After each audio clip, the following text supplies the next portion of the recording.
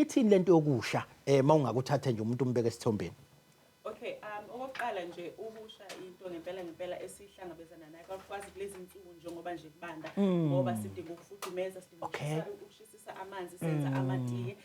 Into futhi ikakhulukazi kwi-setting yethu or rather lapho ngikhona sibonga ukubona kwethu ukuba yingane kakhulukazi ezincane eziyazile ukuthi zishiswe amanzi ngoba ziyathanda ukudlala, ziyathanda ukuphatha, ziyathanda ukuthinta lokhu nalokhu yaya. So into eyenzakalayo ukuthi ukuba amanzi, amatiye, amaphalishi into esishisa affectayo kakhulukazi